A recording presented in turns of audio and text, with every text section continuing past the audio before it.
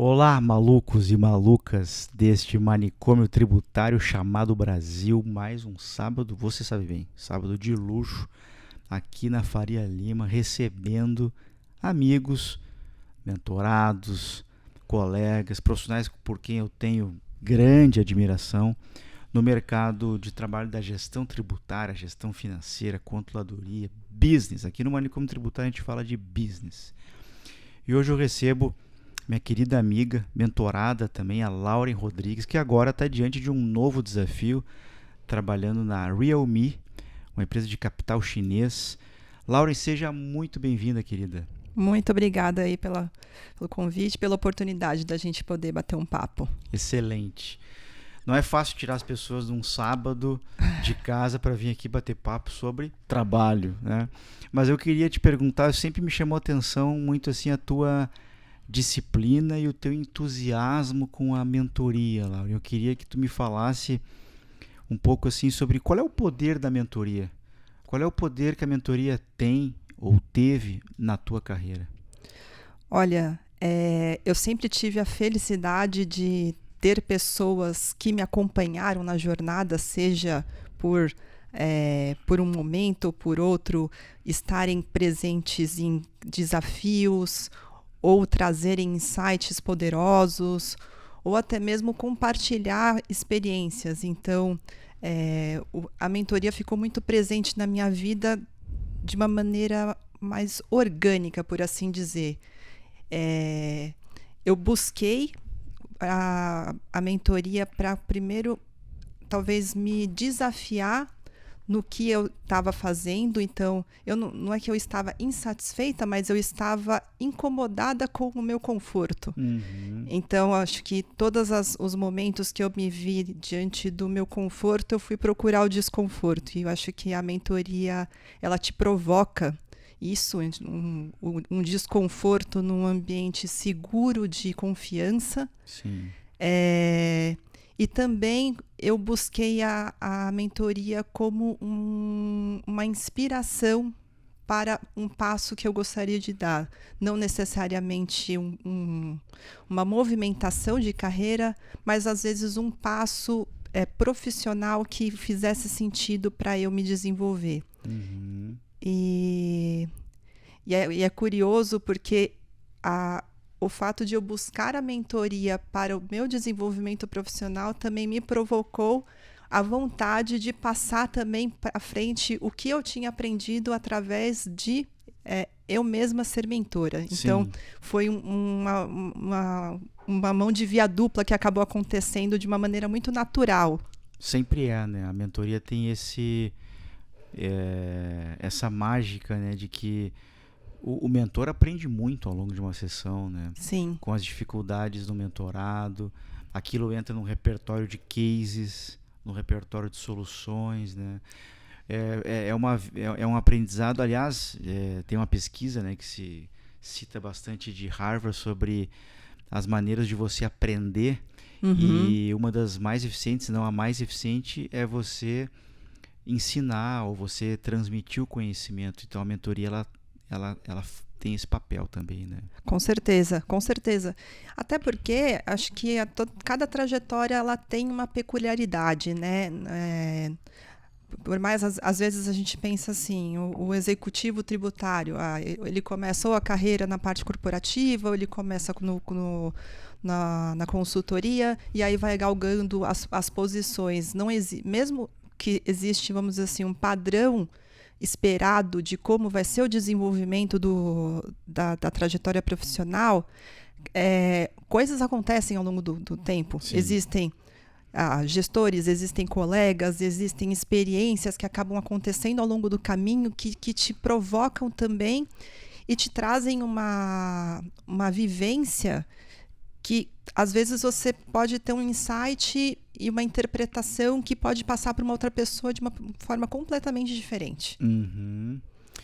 E essa, tu colocaste uma questão aí sobre a questão do conforto e desconforto. Sim. Acho que um grande ativo que um profissional pode ter, para além das habilidades técnicas, da vivência, a vivência dá um pouco isso, é você ter a capacidade num ambiente turbulento, né, de sentir conforto, ou seja, sentir conforto no desconforto. Me fala um pouquinho mais sobre isso. É, é mais ou menos como se você estivesse dentro de um avião e aí você escuta aquele sininho, coloquem o cinto de segurança, estamos passando por uma turbulência. E você não necessariamente você está no controle, porque você não é o piloto do avião, você não tem o conhecimento técnico para saber que tipo de vento que está vindo, se é uma turbulência aquela clara, escura, enfim. Então você precisa confiar no processo, que as coisas elas vão ter uma condução. Ao mesmo tempo, você precisa ter o controle mental de não perder a calma diante de uma situação que por muitas vezes você não tem o poder de modificá-la. Então você vai colocar o cinto, você vai respirar fundo, a turbulência vai passar, depois o avião vai descer, vai ficar tudo certo. Então, eu entendo que esse desconforto é você entender que qualquer situação que você passe que não está dentro do seu controle, ela vai passar. E aí, acho que o grande trunfo disso é você saber como que você vai agir disso. Você pode agir de uma maneira completamente estruturada, mesmo que você não saiba o que você vai fazer, mas você sabe que você tem possibilidades, então eu vou ter uma possibilidade de aprendizado, vou ter uma possibilidade de desenvolver, vou ter uma possibilidade de me aproximar, vou ter uma possibilidade de me transformar, ou você vai simplesmente se desesperar. No fim das contas, é muito com você isso. É muito como você reage, né? Exatamente. Todo mundo está passando esse momento pela efervescência da área tributária, a reforma, preço de transferência, Pilar 2, projetos que estão sempre acontecendo, uma atualização do sistema, uma implementação. Sim. Mas como é que você reage a isso tudo, né? Saber que, por exemplo, o desconforto não dura para sempre. Exato. E nem o conforto, né? E nem o conforto. Porque quando você escolhe a área tributária, você já está escolhendo o desconforto. Lá atrás, quando eu paro para refletir, eu não tinha ideia que eu ia passar por tantos desconfortos. Mas a cada desconforto que eu fui passando, ele foi me trazendo mais robustez. E você até mencionou a parte da reforma tributária. Acho que está todo mundo diante de um grande desconforto, porque Sim. A gente tinha um sistema que, embora fosse muito dinâmico, ele era capilarizado, ele era totalmente previsível, você sabia quais iam ser mais ou menos as discussões, e agora a gente está diante de um sistema antigo que vai conviver com o novo por algum tempo de transição, com certeza vai ter uma discussão judicial de potenciais problemas entre o sistema antigo e novo, e até mesmo as discussões antigas que eventualmente podem não ter finalizado mesmo depois do período de transição. Isso só falando sobre o consumo. E ainda tem as discussões sobre a renda, discussões sobre a aplicabilidade dos tratados para evitar dupla tributação. Bom, tem várias outras discussões que emergem na área tributária e que você precisa ter esse olhar de cima. Sempre quando eu me vejo diante de um problema, eu dou um passo para trás, eu tento olhar como se eu estivesse de cima do problema para organizar as pecinhas e depois eu ir para dentro para resolver, sabe? Essa previsibilidade que tu colocaste, ela com um tom aqui mais de brincadeira, o nosso manicômio tributário é previsível na imprevisibilidade, né? Assim, a gente consegue prever que terá problemas, terá insegurança, terá controvérsia, né? Um pouco isso, né? Exatamente. É um pouco do cisne negro, né? Isso. A única coisa que você consegue saber é que você não vai saber o que vai acontecer. Sim. E como que você se prepara para algo que você não sabe que vai acontecer? Com certeza. Sabe que cisne negro me remete, né, ao Taleb. Sim. E também a antifragilidade, de certa forma, tem esse aspecto, né, durante muito tempo a gente falava muito da resiliência. Sim. E aí a gente aprendeu de alguma maneira que a resiliência é atravessar um desafio e voltar a ser como você era, né? Tem o exemplo do bambu, né? Que o vento passa, ele enverga e ele volta, né? Para a posição original. Mas eu gosto mais, ultimamente tenho gostado, e eu aprendi isso lendo um pouco de Taleb, né? A questão da antifragilidade. Sim. Qual que é a tua opinião sobre isso? Não sei se você também é um entusiasta das obras do Taleb, enfim. Com certeza, com certeza. Eu acho que o Antifrágil, ele transformou a minha vida pessoal e profissional. Depois que eu o li, eu mudei assim bastante a forma com a qual eu lidava com as adversidades. E acho que a antifragilidade ela tem essa beleza de entender o quanto você pode se transformar a partir do caos. Isso. E quando você pensa na resiliência, é o quanto você consegue tomar porrada e ficar. Na antifragilidade, não. Você toma porrada e melhora. E melhora. Você se aprimora. E eu acredito que eu espero isso muito do meu time. Enfrentar as mudanças, mas se transformar com algo melhor. Eu quero que o meu time seja melhor do que eu. Eu não quero que ele só tome as adversidades e se mantenha. Fala assim, não, ele é uma pessoa que consegue tomar bastante adversidade. Não, eu quero que você, adiante da adversidade, você veja algo que você pode se aprimorar, algo que você possa fazer melhor. Exatamente. Ilustrando um pouquinho, né? De uma maneira bem didática. Você começou a carreira agora, se depara com um desafio e é natural que você cometa um erro. Então esse erro a gente vai chamar de erro 1. Ele te ajuda a refletir para não cometer mais aquele erro 1.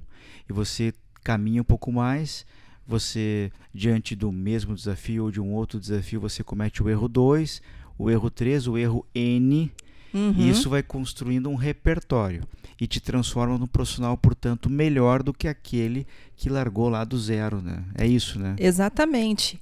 E eu acho que um paralelo que eu consigo traçar o erro, ele é inevitável.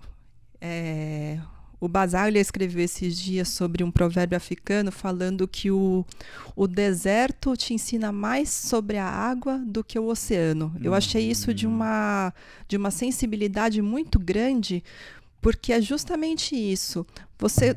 A situação que você passou, que é mais complicada, ela vai te dar um corpo muito mais robusto do que quando você passou o check in the box, as coisas tudo certinho.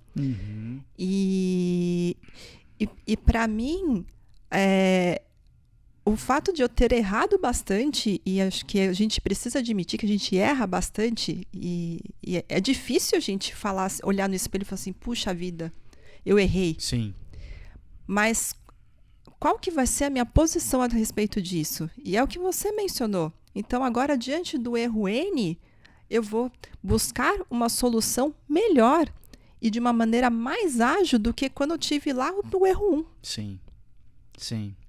E puxando esse assunto para a mentoria, né, o poder catalisador da mentoria, eu gosto muito de usar a alegoria que é você está trilhando aquela pista. Então você, no momento da pista ali, você tem dentro da sua mochila X erros. E você tem a oportunidade com a mentoria de passar num postinho de água, como aquelas maratonas têm, né? E nesse postinho de água tem um mentor e ele tem uma mochila com outros erros.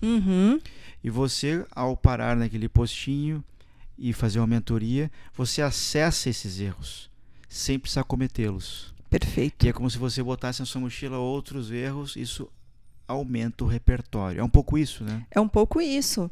E eu acho que quando a gente busca a mentoria, nós estamos buscando um caminho, né? Muito mais do que pensar assim, eu chego para você assim, Augusto, eu quero ser promovido em X tempo. A não ser que você esteja na empresa, a não ser que você esteja em contato com o RH, e a não ser que a pessoa esteja performando, a não ser que várias outras questões, você não tem controle disso. O que você pode agregar? Fala assim, tá, você quer ser promovido? Então tudo bem. Quais são os skills? Quais são as possibilidades? Qual que é a abertura? Como que você vai trilhar? Como que você vai se comportar? Sim. Então, essa mochilinha, ela é muito capaz disso, porque eu acho que é importante a gente entender que a gente busca o caminho, mas a gente também precisa ter a sabedoria de abrir essa mochila e usar as ferramentas. Isso. Porque não adianta nada a gente ter um momento, você compartilhar da sua experiência, compartilhar dos seus insights, e aí eu pegar isso daí tudo, fechar o livrinho e não aplicar. Exatamente. É por aí. Aliás, a inteligência artificial entra nesse contexto, né? Hoje a gente tem esse recurso disponível para debater temas como reforma tributária, como preço de transferência, como boas práticas na gestão de PIS, COFINS, imposto de renda, ICMS, enfim. Você não usar aquilo é perder uma grande oportunidade, né? Com certeza, com certeza. Eu acho que a gente precisa aprender a usar as nossas ferramentas melhor. Sim. Eu vejo como hoje a geração mais nova, eles têm uma capacidade de fazer links das coisas, porque eles otimizam o uso da ferramenta. Uhum. E a inteligência artificial, ela está como nossa aliada, ela não está como nossa inimiga. Mas ela não elimina a nossa necessidade de fazer reflexões a respeito disso, de criticar, porque isso é justamente o capital intelectual que faz com que a gente consiga ter resultados, né? Mas a gente precisa otimizar o uso das ferramentas. Sim. E a mentoria é uma excelente ferramenta. Com certeza. E acho que, puxando o gancho do poder da mentoria, ela é uma ferramenta de desenvolvimento excepcional, sabendo utilizá-la. E você acha que existe um momento ideal? A partir de que momento da carreira você acha que a mentoria produz melhores resultados, Lauren?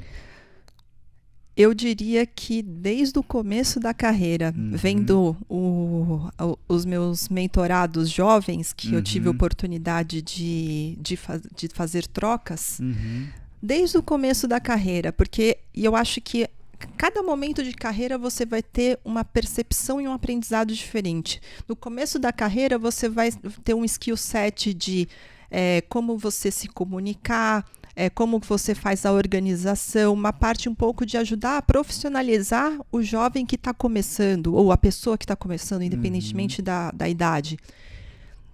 Aí tem um segundo corte, que é quando você está na média gestão, que aí você precisa decidir na carreira do Y se você quer se tornar um profissional altamente especializado ou se você quer ir para alta liderança, C-level, conselho. Então, isso te ajuda você a organizar o seu momento profissional e o mentor ele tem esse papel, não só disso, mas de te questionar, ajudar você a se questionar de qual que vai ser o caminho, quais são as melhores alternativas e quais são as melhores habilidades que você pode empregar, seja num caminho ou no outro. E tem o momento do C-level, que aí você vai pensar... eu quero continuar nisso, eu quero fazer um plano B, como que eu otimizo, penso numa expatriação, penso numa abertura de escopo regional, eu penso principalmente nesses 3 momentos, acho que tem propósitos, mas eu acho que em qualquer momento que você sinta que precisa de um caminho e que tem uma pessoa que possa trocar com você, é super válido. Com certeza. Sabe que sábado passado eu promovi um encontro em Curitiba chamado Papo de Mentoria. Olha que sensacional. Foi a primeira experiência, foi um evento teste, na verdade, para um projeto que eu estou lançando e que eu, em 2026, pretendo pegar avião e vir para São Paulo, Rio, Belo Horizonte. Estarei lá. Em outras cidades, vai ser um prazer. E lá eu tive a oportunidade de debater. Eu fiz um petit comitê, então era um grupo de 32 pessoas, foi muito bacana, fiz num lugar bem agradável lá de Curitiba. Uhum. E a gente debateu um gráfico que eu já compartilhei na nossa comunidade lá, que é o seguinte: imagine você que está assistindo aqui o eixo das abscissas, o eixo das ordenadas. Ordenadas é o tempo e, consequentemente, os cargos que você vai galgando ao longo da carreira. Nas abscissas você tem conhecimento. Só que a curva que aparece ali, ela tem habilidades técnicas e habilidades comportamentais. As habilidades comportamentais, elas começam próximo do zero, mas não no zero, porque você já começa a carreira com alguma habilidade comportamental, de comunicação, de posicionamento, de postura, de etiqueta, enfim. E ela vai sempre para o meio desenvolvendo. Ela vai desenvolvendo ao longo da carreira. E em algum momento, esse desenvolvimento começa a ter um ângulo maior, porque a habilidade comportamental passa a se desenvolver mais e mais, geralmente quando você atinge cargos de liderança. E você tem a habilidade técnica. Ela vai crescendo e quando você chega ali no nível de coordenação, de gerência, ela estabiliza e ela vai até caindo. Ou seja, eu, por exemplo, que no início da minha carreira sabia de cabeça os artigos, o inciso, sei lá, o CPC e tal, talvez hoje não tenha mais esse domínio, mas eu tenho pessoas que trabalham comigo que estão nessa fase da carreira e que me dão suporte para tomar as decisões. Ou seja, você tem esse gráfico, portanto, assim, habilidades comportamentais sempre crescendo, em algum momento o ângulo dela aumentando, e a habilidade técnica chega um momento que ela vai caindo. E você, como líder, você precisa estar ok com isso. Você precisa ter a capacidade de suportar que, a partir de um dado momento, por exemplo, o gerente sabe mais do que você, o coordenador sabe mais do que você, o analista sabe mais do que você, e é assim que tem que ser, porque o mundo passa a esperar de você capacidade de julgamento, de tomada de decisão, de investir bem no time, desenvolver o time, ter uma boa interlocução com alta gestão. O que você acha disso? Faz sentido? Total sentido, total sentido. Eu quero colocar duas coisas. A primeira é a importância da comunicação. Sim. Eu digo isso de um lugar que a comunicação sempre foi uma dificuldade para mim. Então, desenvolver a capacidade de comunicação executiva é essencial. Pessoas comunicadoras, elas vão longe. É o primeiro ponto que é importante. E o segundo ponto que você mencionou, de ter paz com o processo, de que terão pessoas que saberão mais do que você, Sim. E não só elas saberão mais do que você, elas farão coisas melhores do que você. Melhores e mais rapidamente. E mais rapidamente. Eu tive uma gestora na consultoria que ela me falou exatamente isso. Falou assim, Lauren, em um dado momento da sua carreira, as pessoas elas não vão fazer apresentações, planilhas, qualquer um deliverable que seja, como você faria. E porque você vai estar ocupada com outras coisas. Isso. E você tem que estar bem com isso. Sim. E eu acho que essa paz com o processo faz parte também do amadurecimento como gestor. Sim. Porque o gestor que fica brigando tecnicamente com o time, ele acaba abafando um potencial de desenvolvimento de talentos dentro do próprio time. Sim. Então, você estar em paz com pessoas que sabem mais do que você é, inclusive, dar a oportunidade que elas atinjam o tal do lugar de potência delas. Isso, exatamente. E você consegue trabalhar no time as complementaridades. Exato. Você pode usar isso ao seu favor, por conta de habilidades que você tem menos. Você pode usar a seu favor por conta de habilidades que você já teve no passado, mas que hoje não faz mais sentido cultivar.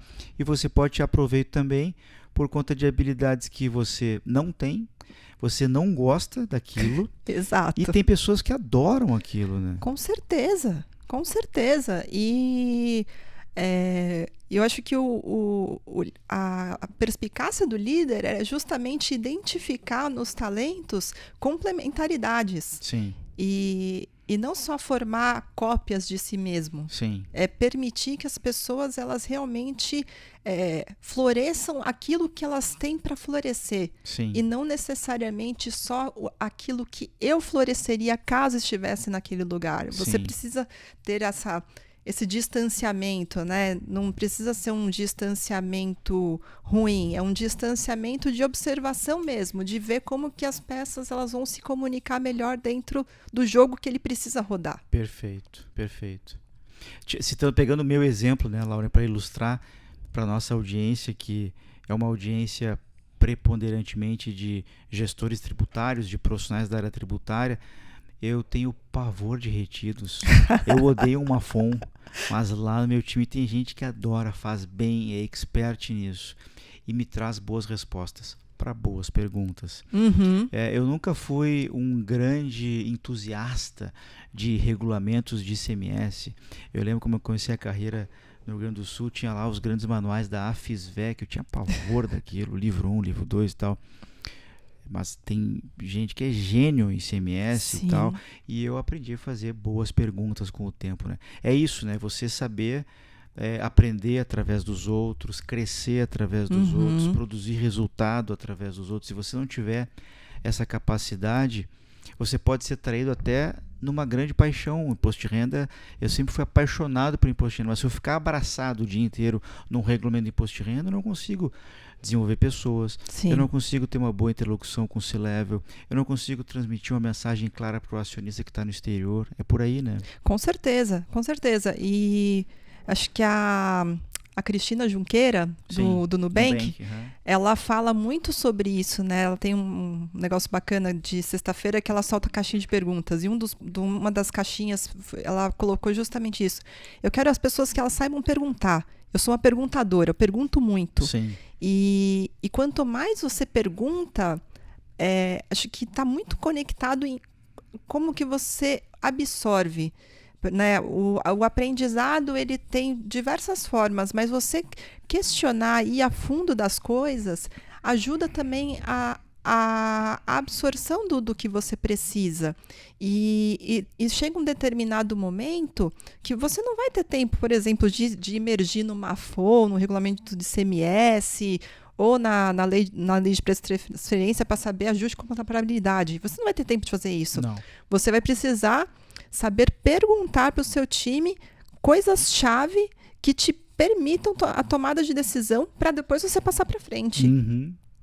E a habilidade de saber fazer perguntas é realmente um skill set muito importante num gestor tributário. Com toda certeza, não há nenhuma dúvida.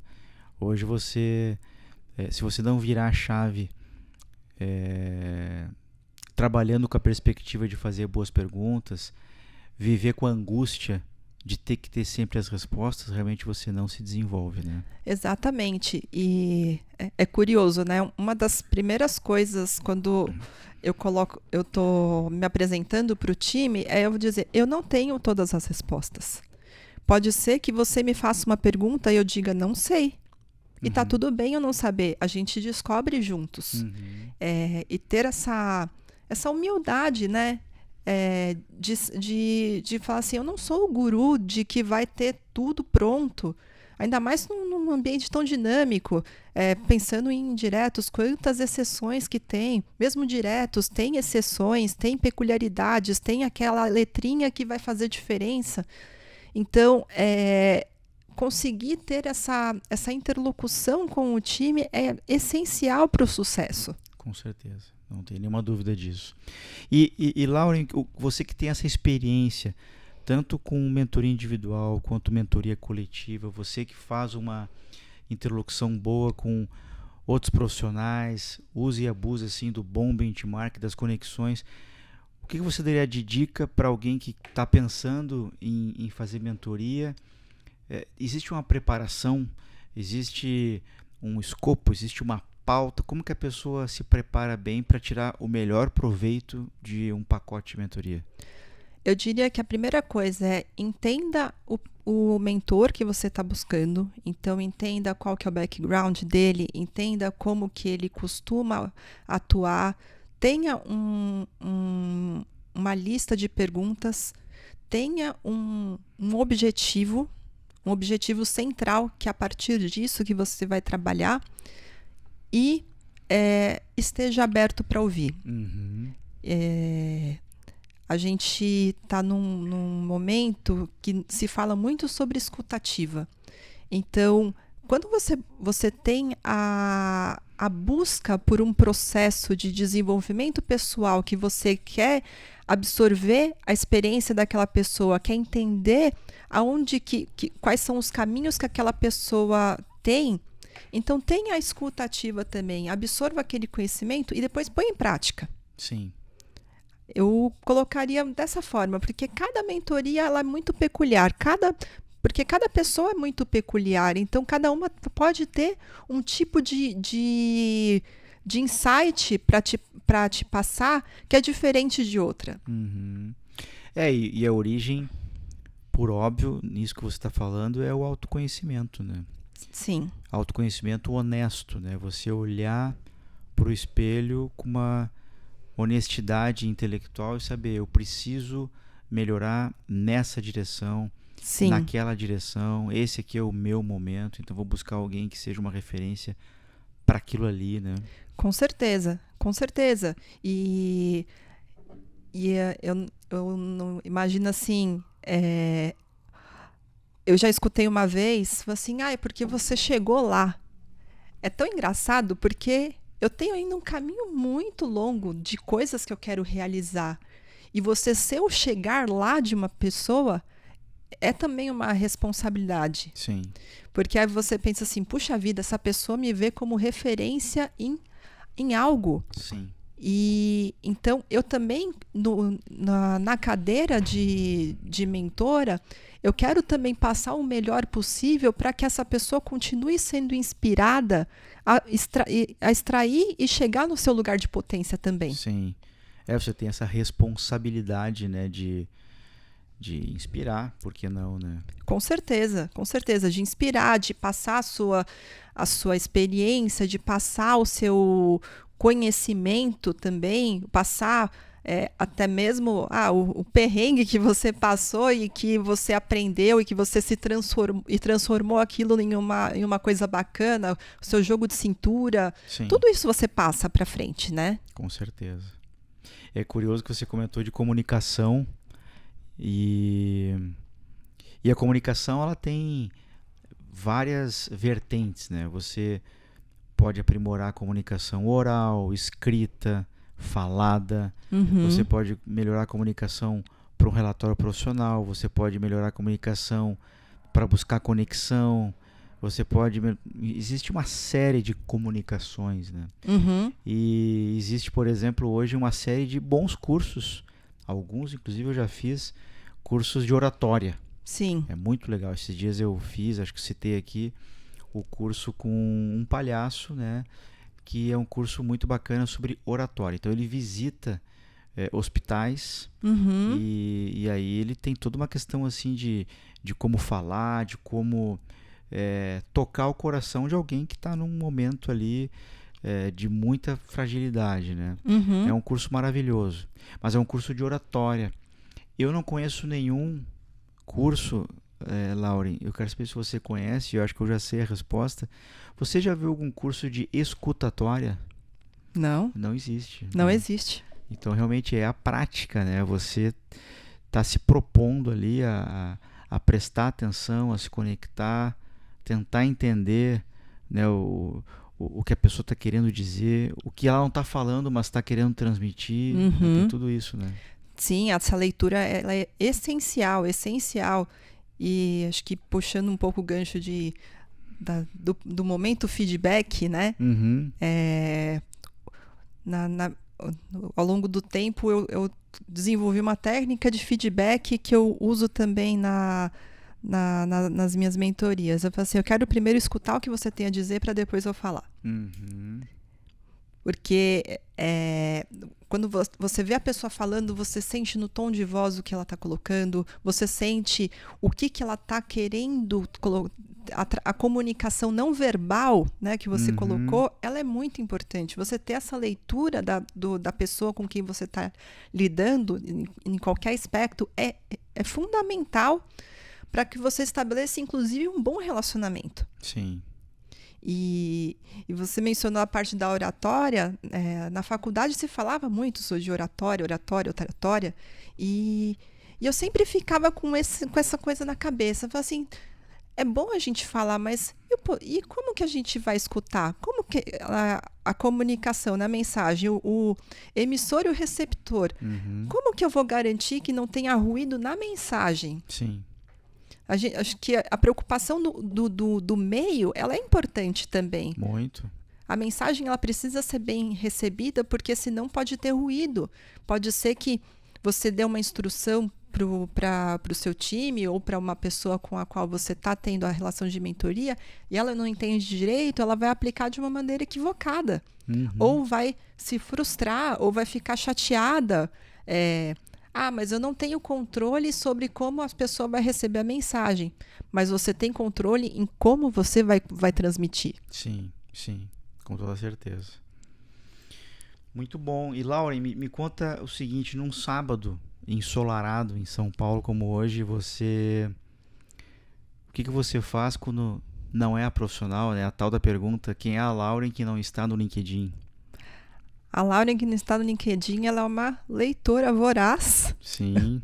Leitora voraz. Gosta muito de bicho. Muito de bicho. Gosta de conversar, de comunicar.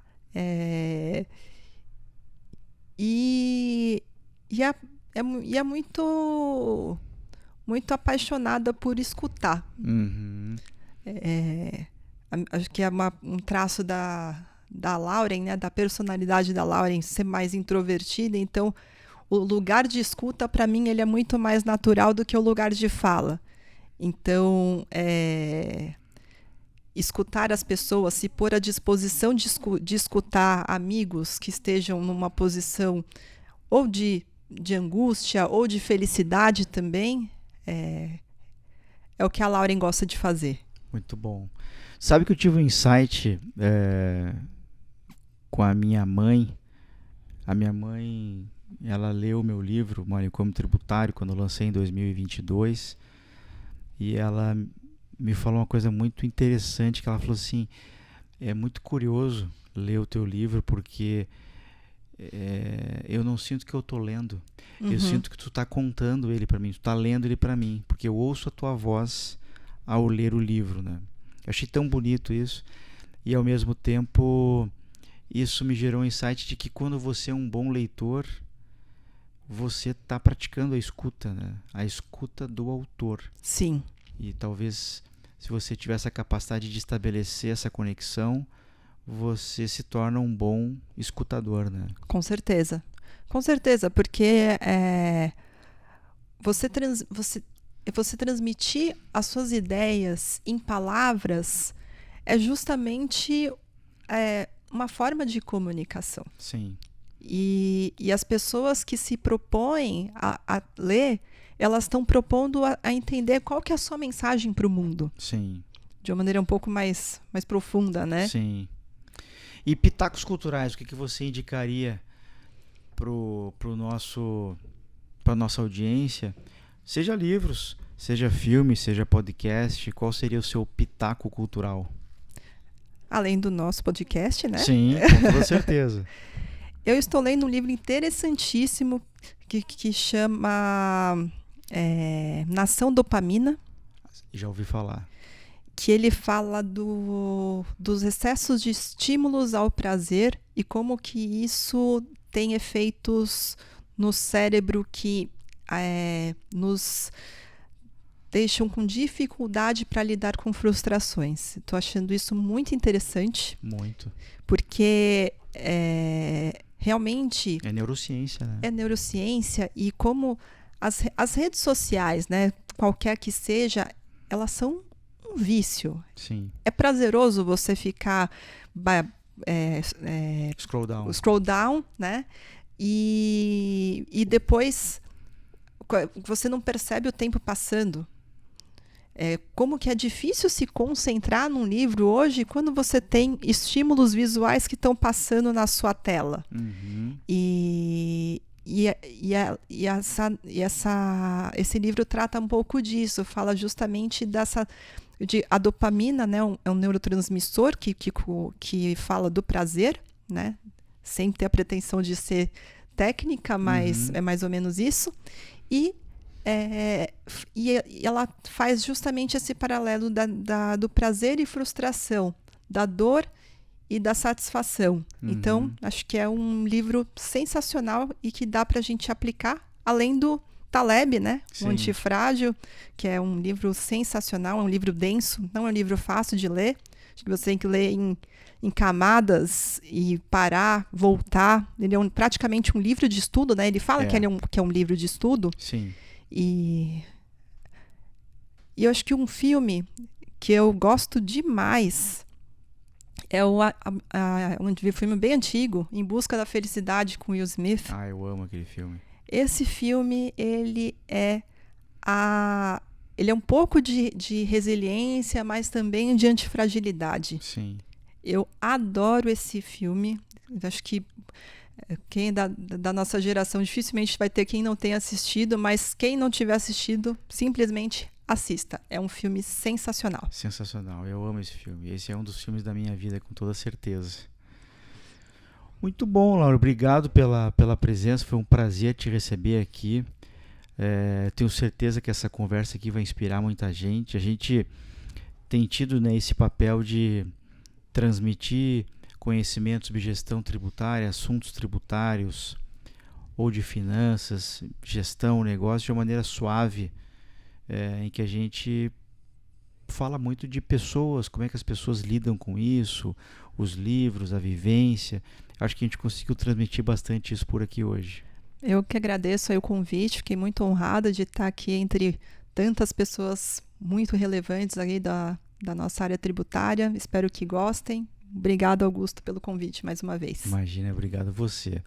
E você sabe que me acha, né, lá nas redes sociais, especialmente no Instagram, como Augusto Flores Oficial, tá? Eu estou no LinkedIn também, como Augusto Flores de Flores, mas o Instagram eu estou como Augusto Flores Oficial, compartilhando esse tipo de conteúdo. Conteúdo de mentoria, de comunicação, alguns vídeos, algumas reflexões. Muito legal, tudo gratuito lá e com muita interação. Se você quiser acessar o meu site de tempos em tempos eu atualizo, tem o augustoflores.com.br e tem o mtxeduca.com.br. Meu WhatsApp, para que você possa me perguntar sobre mentoria, a gente falou bastante sobre mentoria aqui hoje, sobre curso, sobre eventos, sobre o funcionamento do podcast, sugerir convidados, por que não? O meu telefone é o 41 995 69 38 41. Os meus livros, a bem da verdade eu tenho 2 livros, né? O Manicômio Tributário e o Cartas a um Jovem Gestor Tributário. E eu colaborei em alguns outros, como o Descomplicando a Gestão Tributária na Era Digital, sob a coordenação dos meus queridos amigos Lionel e Gisele. Recentemente tive a honra de prefaciar para o IJET o Temas Atuais de Gestão Empresarial de Tributos. E semana passada recebi esse novo aqui, 2 exemplares. Em breve vou ter outros aí para presentear, que é o Reforma Tributária e Agora, super contemporâneo, a convite da querida Norma Martins, que ela lidera um grupo chamado Tributaristas do Sul. E foi muito gostoso, eu escrevi sobre o protagonismo do gestor tributário na reforma tributária. Meus livros estão disponíveis então nas principais plataformas, a Amazon e o Manicômio e o Cartas também no site da editora Viseu. Isso aqui só acontece porque a gente tem patrocínio, porque tem gente que acredita na gente, e eu queria fazer uma menção aqui especial à Ávula, registro de marcas. Todas as minhas marcas, algumas que passam por aqui, Manicômio Tributário, Augusto Flores, MTX, foram registradas com a Ávula. A Ávula, você manda lá um e-mail para marcas@avula.com.br, fala com o Marcelo. O Marcelo está atendendo empresas, pessoas físicas, empreendedores do Brasil todo. Um trabalho muito bacana. E a marca é um ativo que você não pode subestimar. Daqui a pouco o seu negócio começa a ganhar atração, você percebe que essa marca já está registrada, é um caos. Então, não subestime essa questão de marcas. E a Bravo está comigo aqui já há 3 anos, uma Tech com mais de 10 anos de atuação de mercado, com mais de 15, 16 mil CNPJs atendidos em BPO, fiscal, contábil, folha de pagamento. E estão acreditando nesse projeto desde sempre. A Bravo é meu patrocinador master no MTX Mastermind, que vai ter em breve, em novembro, aqui em São Paulo. Então sou muito animado com a confiança que eles têm no meu trabalho. É uma parceria aqui de longuíssima data. Era isso. Muito obrigado.